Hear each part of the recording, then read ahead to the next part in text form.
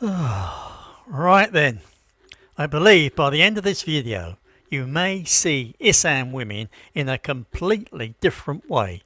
Not because they are mysterious or exotic, but because they are the only ones here smart enough to nap through the afternoon while a farang like me sits there melting into our own shorts, wondering where it all went wrong. Let me ask you something. Have you ever been so hot that you could not remember your own name? No, not that kind of hot. I'm talking about the kind of heat that makes you question every life decision you have ever made, from the ill-advised tattoo in Koh Samui to the moment you signed the papers on a little house with a quiet porch in rural Isaan. I will come back to that question. But first, before I do that, I have to make things crystal clear. This is just a story drawn from my experiences and observations, and is not based on my life or anyone else's. Furthermore, this is my own voice and not AI generated. However, the images are. Right, with that clarified and not wanting to upset any algorithms, let us get back to the story itself, where the facts speak for themselves. Where were we? Oh yes. They sold you a dream, you know the one. A glossy brochure image of a silver-haired bloke in linen shorts, leaning back on a wooden porch, cold beer in hand, watching the rice paddies turn gold in the sunset. Retire to Thailand, they said. Low cost of living, friendly people, tropical bliss. What they forgot to mention, conveniently, repeatedly, and with the kind of silence that should be criminal, is the 105-degree humidity that feels like a wet blanket made of despair wrapped around your soul and then microwaved. In Isaan, your retirement does not fade away. It melts. Let me paint you a picture. May 2026. It is 7:30 in the morning. I have just made a nice cup of English breakfast tea, because I am not an idiot who still clings to the old country's rituals like a drowning man to a wardrobe. I step onto my porch, the one that sold me this whole bloody dream. For exactly 90 seconds it is lovely. A breeze tickles the banana leaves. A gecko chirps optimistically, and I think, ah yes, this is it, this is the life. Then the sun climbs another inch, and the humidity, currently sitting at around 90%, stops being a weather stat and becomes a physical presence. It's like walking into a mouth. A very large, very moist, very warm mouth, which has no intention of swallowing you, just holding you there forever. By 8:15 my tea is cold, not because the air cooled it, but because my hand is sweating so profusely that I have essentially waterboarded the mug. My linen shirt, bless its cotton lies, is already stuck to my back like a jealous ex. And that beautiful porch? It is no longer a sanctuary. It is a sensory deprivation chamber where the only sensation is wet and hot. And why do I do this to myself? The psychological toll arrives quietly like a pickpocket. You realise sometimes with a jolt at 2 a.m. when even the night is sweating that your sanctuary is actually an oven. And that oven now dictates your entire existence. You do not choose your schedule, the heat does. Now, let us talk about the afternoon, specifically 1 p.m. to 4 p.m. The hours when time itself seems to lie down and give up. Have you ever sat in a room where even the fans feel like they are tired? Where the air is so still, so dense, so utterly devoid of movement that you could hang it on a hook? That is Isaan in the afternoon. You turn on a floor fan and it does not cool you. It just pushes hot soup around the room. Congratulations, you are now in a hot soup kitchen with a propeller. Western expectations die here. They do not go gently, they thrash. You think, I will crank the air conditioner, sure, if you have a spare lottery wind lying around. The electricity bill in an Isaan summer is not a bill, it is a hostage note. I have seen grown men weep when the monthly envelope arrives. 5,000 baht, 7,000 baht, more, all for the privilege of sleeping in a refrigerating box while the outside world tries to melt your water pipes. Besides, here is the kicker. Even with the AC on, the second you step outside to check the mail or wave at your neighbour, the heat slaps you across the face like a personal insult. It says, "Oh, you thought you escaped. I have been waiting." This environmental exhaustion is not just physical. It becomes a low-grade fever of the spirit. Minor daily tasks, washing the dish, sweeping the floor, walking to the corner shop feels like climbing Everest in a woolen coat. You find yourself negotiating with gravity. Do I really need to eat today? Or can I just lie here and absorb nutrients from my own sweat? Now, add bureaucracy, because nothing says tropical paradise like trying to renew your visa when your brain has turned into warm custard.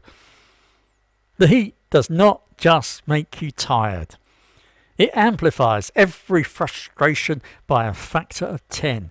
Besides that, in Isaan there are frustrations. Glorious, slow-moving, incomprehensible frustrations.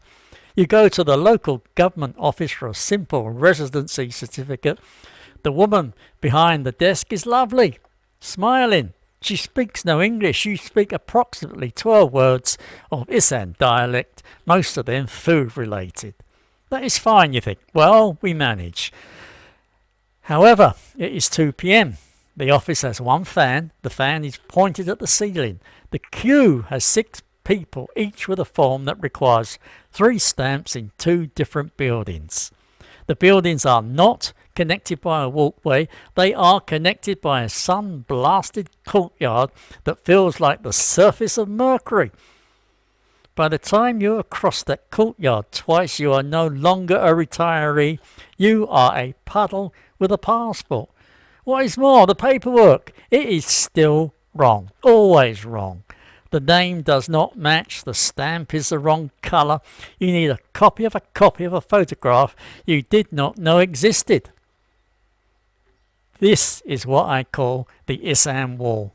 Not a physical wall, no. It is the moment when the language barrier, the cultural differences and the heat all fuse together into an invisible force field that says, stop, lie down, cry a little.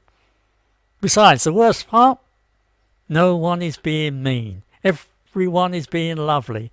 They smile, they offer you water, they shake their heads sympathetically as they hand back the same form for the 4th time. Then you smile back because that is what you do. However, inside, a small part of your expat ego is quietly dying. Speaking of dying, let us talk about the quiet despair, the stuff no one puts in their blog posts. You see, back home, let us say Manchester or wherever you crawled out of, you had a life. You had the pub on Friday night. You had your gardening club and your bowling league, your mate Dave, who would call you a Burke and mean it affectionately. You had a social safety net made of shared grumbling and the same miserable weather. Then you retire, you cash out, you move to Isaan because it is cheap and warm and the internet said it was up and coming. Besides, for the first 6 months, it is brilliant. You explore, you eat strange fruits, you wave at every local as if you are the mayor of Grumpy Town. Then the heat wave hits. Besides, it does not leave. Then suddenly all those hobbies you planned, the painting, the guitar, the daily jog, the learning Thai, the building of a koi pond, they evaporate. Literally. You cannot paint because the canvas sweats. You cannot jog because your lungs fill with steam. You cannot build a koi pond because the shovel handle melts in your grip. So you sit on your porch in the humidity alone. Then you realize sometimes with a horrible clarity around 3 in the morning when even the geckos are given up, that you have traded your entire social safety net for a sweat-soaked bench in the village, where the only other farang is a German bloke who has not spoken to anyone in 3 years and now communicates exclusively through hand gestures and mild grunts. That right there is the erosion. Not a dramatic crash, just a slow, humid, daily dissolve of who you used to be. So, do I regret it? Some days. Some days, yes. Some days I would sell my left kneecap for a British autumn. For a day where you can wear a jumper without feeling like you are committing a crime against nature. However, here is a twist. The little spark of truth that keeps me here. Once you stop trying to achieve bliss, that glossy, airbrushed, brochure version of happiness, you can actually find something real, something gritty, something that does not melt. The retirees who stay in Isaan are not the ones with the biggest dreams. They are the ones who learn to stop during the afternoon, like the Thais do. They nap. They sit in the shade and do absolutely nothing without guilt. They accept that between 1 p.m. and 4 p.m. you are legally allowed to be useless. They also learn to laugh at the misery. Because if you cannot laugh at yourself sitting there in your drenched t-shirt watching a lizard judge you, then the humidity has already won. The ones who packed their bags after the first record-breaking heatwave, they were never going to make it anyway. They were in love with an idea, not a place. Therefore, here is what I have learned after a decade and some in this beautiful, brutal corner of Thailand. Retirement dreams do not die in a dramatic showdown. They do not explode or crash or vanish in a puff of smoke. They melt, slowly, quietly, unpleasantly, like an ice cube dropped on a hot sidewalk at noon. However, here is the thing about melting. Sometimes what is left after the melt, the honest, uncomfortable, dripping truth, is better than the dream. Because it is real.